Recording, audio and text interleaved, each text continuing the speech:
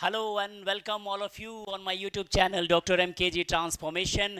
आज के क्लास में एग्ज़ाम ओरिएंटेड क्लास 12th के बोर्ड के एक इम्पॉर्टेंट टॉपिक इम्यूनिटी से संबंधित है और आज बात होगी प्रतिरक्षा में एलर्जी के बारे में। ये शब्द एलर्जी जो आप स्क्रीन पे देख रहे हैं, मुझे लगता है आप इस वर्ड से बहुत अच्छी तरीके से फैमिलियर होंगे। अगर आप बायो साइंस के स्टूडेंट हैं या नहीं, पर एलर्जी शब्द का प्रयोग आपने जीवन में निश्चित तौर पे बहुत बार किया होगा। मैंने अपने जीवन के इस छोटे अनुभव में बहुत सारे स्टूडेंट्स को तो पढ़ाई के साथ एलर्जी भी देखी है। ये आज इस एलर्जी की पहचान करते हैं और एग्ज़ाम में ये एक बहुत ही हिट फेवरेट टॉपिक की तरह लगभग हर साल 12th में आ रहा है। इसके शॉर्ट कमेंट्स करते हैं और इसके इम्पॉर्टेंट ऑब्जेक्टिव और कंसेप्ट को समझने का प्रयास करते हैं। जैसा कि स्क्रीन पे आप देख रहे हैं, एलर्जी एलर्जी शब्द जो है जब हम सुनते हैं तो अक्सर लोग कहते हैं कि ये कोई बहुत बड़ी बीमारी है। पहला पॉइंट दिमाग में रखेंगे, एलर्जी जो है एक कम्युनिकेबल डिजीज नहीं है। तो फिर ये है क्या? एलर्जी को हम सबसे अच्छी तरीके से डिफाइन कर सकते हैं कि it is the hypersensitivity of an immuno system. जब हमारा इम्यूनो सिस्टम हाइपर सेंसिटिव हो जाए, ओवर रिएक्टिव हो जाए, ओवर स्मार्ट हो जाए, ओवर थिंकिंग करने लगे और ज़रूरत से ज़्यादा आपके सेफ्टी के बारे में सोचने लगे, तो बॉडी में जो एबनॉर्मेलिटी डेवलप होती है उसी को हम एलर्जी कहते हैं। और अब कभी भी कंफ्यूज नहीं करेंगे, allergy is not a communicable disease, in fact it is the hypersensitivity of an immuno system. जब हमारा प्रतिरक्षी तंत्र ओवर रिएक्ट करता है तो बॉडी में जो विकार उत्पन्न होता है उसी को हम एलर्जी कहते हैं। तो ये ऐसा डिजीज नहीं है, इनफैक्ट ये डिजीज की कैटेगरी में नहीं है जो यहाँ से वहाँ फैल के दूसरे तक पहुँचता है। अब आते हैं एलर्जी के कुछ और इम्पॉर्टेंट टर्म्स से इंट्रोड्यूस होते हैं। एलर्जी का सबसे बड़ा कारण क्या है? तो एक जनरल ऑब्जर्वेशन है कि एलर्जेंस जो होते हैं वो एलर्जी के सबसे बड़े कारक होते हैं। अब ये एलर्जेंस क्या होते हैं? तो आप पाएंगे कि कुछ ऐसे पदार्थ होते हैं जो हमारे शरीर पे या हमारे बॉडी में जब वो एक्सपोज होते हैं तो एक अलग तरीके का रिएक्शन और माहौल क्रिएट कर देते हैं। ऐसे ही सब्सटेंस जो एलर्जी को प्रमोट करते हैं उन्हीं को हम कहते हैं एलर्जेंस। तो एलर्जेंस जो है कुछ भी नहीं है, कुछ पदार्थ है। हो सकता है ये टेम्परेचर हो सकता है, हीट कोल्ड, जो सीजनल चेंजेस हो सकता है वो भी हो सकता है, या फिर कुछ पॉलन डस्ट जो पराग वगैरह से डस्ट आते हैं, नॉर्मल जो स्मोक होते हैं, धुएं होते हैं, वो हो सकता है। किसी के लिए जानवरों के मल मूत्र भी जो है एलर्जेंस का काम करता है। इनफैक्ट कुछ फूड आइटम्स भी ऐसे हैं जो बड़े लेवल पे एलर्जी क्रिएट करते हैं, जिसे हम मीट, फिश, एग, कुछ ब्रिंजल्स वगैरह की सब्जियां, कुछ पिकल्स वगैरह हैं जिन्हें हम हाई लेवल का एलर्जेंस से भरा हुआ मानते हैं। तो एलर्जेंस कोई भी पदार्थ हो सकता है, कोई खाद्य सामग्री हो सकती है, कोई परिवर्तन एटमॉस्फेयर टेम्परेचर या इन्वायरमेंटल चेंजेस हो सकता है जो आपके बॉडी में जाके इम्यूनो सेल्स को हाइपर रिएक्टिव कर देता है। वैसे ही पदार्थ को हम एलर्जेंस कहते हैं। और ये कुछ एलर्जेंस के लिस्ट हैं जो कॉमन एलर्जेंस इस प्रकार से देखने को मिलते हैं। किसी किसी को तो सनलाइट के बहुत ज़्यादा एक्सपोजर भी एलर्जी का कारण बन जाता है। तो आइए जानते हैं कि जब एलर्जी एक्चुअली बॉडी में डेवलप होता है तो कौन सा रिएक्शन और कौन सी साइंस डेवलप होती है। ये जो स्क्रीन पे आप देख रहे हैं, ये स्क्रीन का सबसे मोस्ट इम्पॉर्टेंट कंसेप्ट है जो एलर्जी को आपको बहुत क्लियरली आपको एकदम आसान भाषा में समझा देगा। कहते हैं कि ये जो एलर्जेंस अभी जिसकी हमने बात की, एलर्जेंस क्या होते हैं? तो वो सब्सटेंस जो एलर्जी क्रिएट करते हैं।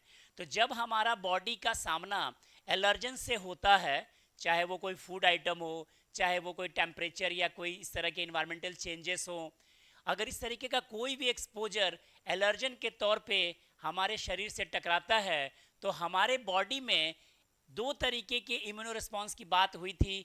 एक एंटीबॉडी से रिस्पॉन्स मिलती है और एक सेल के द्वारा रिस्पॉन्स मिलती है। तो हमारे बॉडी में एक बी सेल होता है जो हमारे ब्लड में प्लाज्मा के सरफेस पे पाया जाता है। वो क्या करना शुरू करता है कि एंटीबॉडी का प्रोडक्शन शुरू करता है। बॉडी को ये मैसेज देता है कि भैया समथिंग जो है गड़बड़ चल रहा है, जल्दी से हमको तैयार होना है इमरजेंसी से डील करने के लिए। तो एंटीबॉडी एग्जाम में कई बार आता है कि एलर्जी में कौन सी एंटीबॉडी मेडिएट्स करती है, तो एकदम दिमाग में रखेंगे एंटीबॉडी ई। अब कहेंगे सर ये एंटीबॉडी ई है, उसके पहले आईजी क्यों लगा है? तो भैया इसकी भी अपनी रेस्पेक्ट है।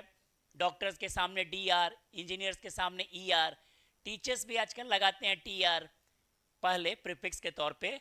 इम्यूनोग्लोबुलिन्स कहते हैं एक ऐसी प्रोटीन की बनी हुई संरचना जो हमारे बॉडी को इम्यूनिटी देती है, तो इज्जत से इन्हें हम नाम के पहले आईजी लिखते हैं। इम्यूनोग्लोबुलिन कौन सा टाइप? तो ई टाइप। ई जो होता है एलर्जी के लिए एकदम रिस्पॉन्सिबल होता है।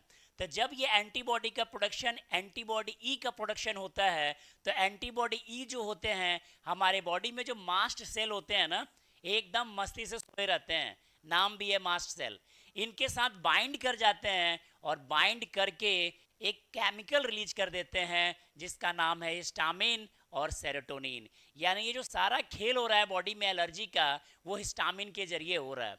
और जैसे ही हिस्टामिन का रिलीज बॉडी में हुआ, तो फिर क्या होता है, एक और टर्म आप यहाँ पे समझेंगे, वैसोडिलेशन होता है। यानी हमारे जो ब्लड वेसल्स हैं वो थोड़े वाइडनिंग हो जाते हैं, थोड़े चौड़े हो जाते हैं, और ब्लड का प्रेशर जो है स्लो हो जाता है। यानी हाइपोटेंशन एक तरीके से कह सकते हैं, ब्लड प्रेशर जो है लो हो जाता है। अब ये पूरे के पूरे केमिकल की वजह से और इनके सेक्रेशंस की वजह से बॉडी में अचानक इस तरह की आई इमरजेंसी की वजह से, जो कि ये है कुछ नहीं, झूठ का बिना मतलब का एक रूमर क्रिएट हुआ किसी एलर्जेंस को लेके, बॉडी इतना हाइपर एक्टिव हो गया कि एकदम हाई तबाह मचा के इतना एक्शन करा दिया। अब इतना रिएक्शन होने के बाद कभी कभी ऐसा भी हो जाता है कि एलर्जेंस का एक्सपोजर इस लेवल पे हो जाए कि आपका ये वैसोडिलेशन इस लेवल पे जाए कि ब्लड प्रेशर एकदम डाउन हो जाए, एकदम लो हो जाए। वैसी स्थिति में एलर्जी का सबसे खतरनाक रूप, जिसे हम लोग एनाफाइलेक्सिस बोलते हैं, वो देखने को मिल सकता है, जिसमें कि सडन डेथ भी हो सकती है।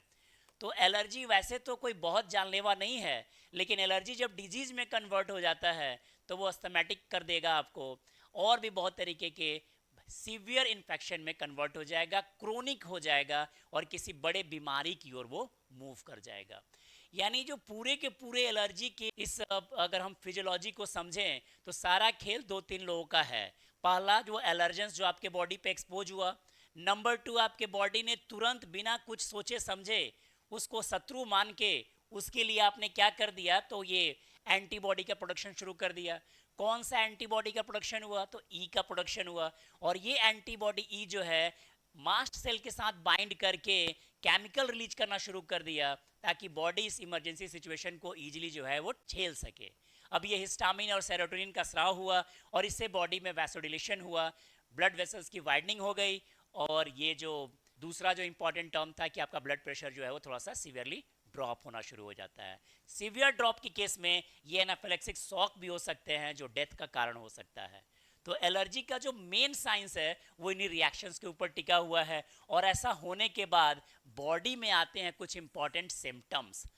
सिम्टम्स में आते हैं आपको रनिंग नोज, भाई नाक बहना शुरू हो जाता है, ईचिंग होती है, स्नीजिंग होती है, कफिंग होती है, छींकते हैं, खांसते हैं, हाँफते हैं, रेस्पिरेटरी इशूज होने शुरू हो जाते हैं, ब्रीदिंग प्रॉब्लम होना शुरू हो जाता है, स्किन में रैशेस डेवलप होने शुरू हो जाते हैं, और एक हाई लेवल का इरिटेशन डेवलप होता है, और मन जो है एकदम व्यथित हो जाता है।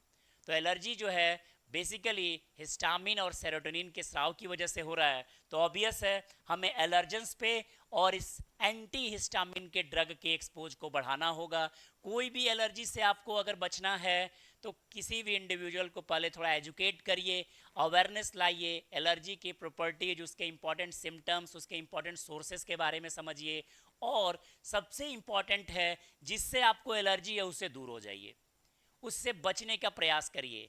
अगर वो धूल है, धूप है, खाना है, कुछ ऐसा इंपॉर्टेंट, उससे आप दूरी बनाइए, एक्सपोज होने से बचिए, यही सबसे बड़ा बचाव है। और अगर बाय द वे आप एक्सपोज हो जाते हैं तो फिर एंटी हिस्टामिन ड्रग वगैरह डॉक्टर के सुपरविजन में आप लेंगे और एलर्जी को आप कंट्रोल कर पाएंगे। एलर्जी पूरी तरीके से क्यूरेबल नहीं हो सकती, तभी क्यूरेबल होगी जब एलर्जी किसी मेजर डिजीज में कन्वर्ट हो जाएगी।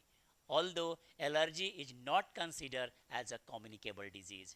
एग्जाम में एलर्जी आपको हर साल लगभग क्वेश्चंस में रिपीट हो रहे हैं, आप इसके शॉर्ट नोट्स भी तैयार कर सकते हैं, और